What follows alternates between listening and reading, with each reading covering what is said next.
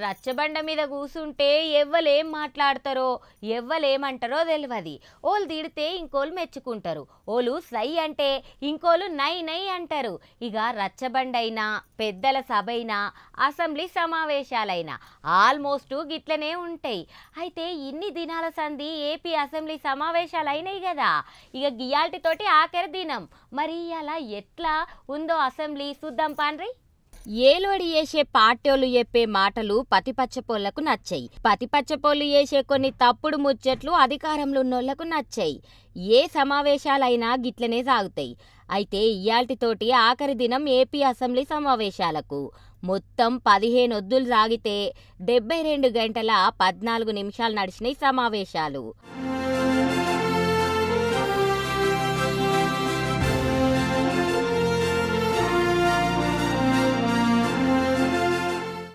చాలవుడవుడే ప్రశ్నలు సర్ది ఎప్పుడు ఆన్సర్లు ఇచ్చుడు అన్నట్టు సాగింది. ఈడికి 122 ప్రశ్నలకు సమాధానాలు ఇచ్చిండ్రు. మొత్తం 80 ప్రశ్నలను సభా సమక్షంలో పెట్టిండ్రు. ఈసారి 18 బిల్లులు ఏకగ్రీవం అయినాయి.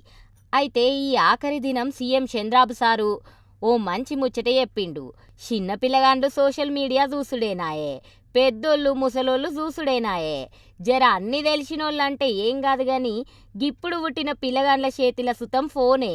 టిక్క టిక్క ఒత్తవట్టే, లాకులు తీసుడు ఎరికే, కిందికి మీదికి అనుడు ఎరికే వాళ్ళకు. కానీ ఇట్లయితే డేంజర్ అంటాండ్రు ఎంతన్నా మంది. ఇగో గీ గుబుల్ లేకుండా ఇక 13 ఏండ్ల లోపోళ్ళు సోషల్ మీడియా దిక్కు కన్నెత్తి సుతం చూడకుండా మంచి నిర్ణయం తీసుకుంటారట. మస్తు మందిని బంద్ చేపియాలనని అడిగితే మంచిదే కదా అని ఓకే అంటాండ్రు ఏపీ సర్కారోళ్ళు. అంతేకాదు రేపు మాపు 13 16 ఏండ్ల దానుకున్నోళ్ళు సుతం సోషల్ మీడియా చూడకుండా చేస్తారట. ఓ పారి బాబు సారే మాట్లాడుతుండ్రు ఇనుండ్రి. అంటే 13 సంవత్సరాలు వయసు లోపల ఉండే వాళ్ళకి సోషల్ మీడియా బ్యాన్ చేస్తే బాగుంటుందని ఒక సూచన వచ్చింది. తప్పకుండా తొందరలోనే 90 డేస్లో 13 సంవత్సరాల లోపల ఉండేవాళ్ళు సోషల్ మీడియాకు అందుబాటు లేకుండా చేసే కార్యక్రమానికి శ్రీకారం చుడతాం. 13, 16 సంవత్సరాలు చర్చ చేస్తున్నాం. అందరూ ఒప్పుకుంటే దాన్ని కూడా ఏం చేయాలని ఆలోచిద్దాం. అది సరే గాని ఆఖరి దినం కదా, ఇవాళ ఎమ్మెల్యేల సాంస్కృతిక కార్యక్రమాలు పెట్టుకుండ్రు. ఇక అసెంబ్లీ సమావేశాలకు వచ్చినోళ్ళందరూ సుతమీడికి రావాలని అసెంబ్లీలోనే చెప్పిండు స్పీకర్ అయ్యన్న పాత్రుడు సారు. వీలైనోళ్ళంతా పోయి ఎంజాయింగ్ మస్తు చేసిండ్రు పో. అయితేవానే గాని మరి ఒక్కపారి సీఎం చంద్రబాబు సారు చిన్న సీఎం పవన్ కళ్యాణ్ సార్లు సుతం ఏం మాట్లాడిండ్రో ఇందం పాండ్రి. గౌరవనీయులైన ఆర్థిక మంత్రి శ్రీ పయ్యావుల కేశవ్ గారు మొన్న వారు ప్రవేశపెట్టిన బడ్జెట్ 5 కోట్ల పైగా ప్రజల అవసరాలని, ఆకాంక్షల్ని, ఆశల్ని గుర్తించింది. వాటి సాధనకై చాలా బలమైన అడుగులు వేసింది. 2019 నుంచి 24 వరకు ఒక అరాచకమైన అనిశ్చితితో కూడిన ప్రభుత్వం కానీ ఈ కేయాటిక్ ఇలాంటి గందరగోళం మధ్యలో, ఇంత అవకతవకల మధ్యలో కూడా చాలా 3,32,205 కోట్లతో బడ్జెట్ చాలా చాలా ఉన్న పరిమితమైన వనరుల్ని, ఉన్న మానవ వనరుల్ని ఎంత జాగ్రత్తగా వాడాలి, ఎంత జాగ్రత్తగా ప్లాన్ చేయాలనేది ఈ బడ్జెట్ చాలా చాలా తెలియజేసిన అధ్యక్ష. చేసిన అప్పుల వల్ల, వాళ్ళ నిర్లక్ష్యం, అసమర్థ పాలన వల్ల, ఆర్థిక విధ్వంసం వల్ల రాష్ట్ర అభివృద్ధి 30 ఏళ్ళు వెనక్కి నెట్టవేయబడి. ఇవేదో రుజువుల్లో చేయకుండా విమర్శ కాదు అధ్యక్ష. ఇది మనం శ్వేతపత్రంలో ఉన్న వివరాల ప్రకారం, మన జూలై 24 శ్వేతపత్రం ఉన్న వివరాల ప్రకారం వెళ్ళిపోయిన పాలకులు దాదాపు 9,74,000 కోట్ల అప్పులు మన మీద వేసి వెళ్ళారు. ఒక ప్రోగ్రెసివ్ బడ్జెట్ 3,32,000 పెట్టారు.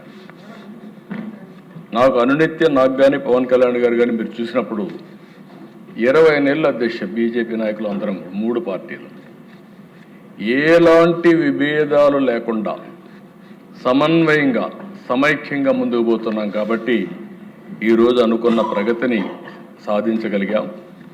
ఇక్కడ ఇంకొక విషయం కూడా అధ్యక్ష మనందరం గుర్తుపెట్టుకోవాలి. ఈరోజు ప్రధాన ప్రతిపక్షం, నేను అపోజిషన్ అని చెప్పడం లేదు, ఒక నిన్నటి వరకు అధికారంలో ఉన్నారు, 11 సీట్లు గెలిపించారు. 11 సీట్లు గెలిపిస్తే హౌస్కు రావాలి కదా అధ్యక్ష. ప్రతిపక్ష హోదా ఇస్తేనే వస్తామని కండిషన్ పెట్టారు. అంటే ప్రతిపక్ష హోదా ఇచ్చేది స్పీకర్ గారు, అధికార పక్షం కాదు, ప్రజలు ఎవరికి ఓటేస్తే వారు ప్రభుత్వాన్ని ఏర్పాటు చేస్తారు.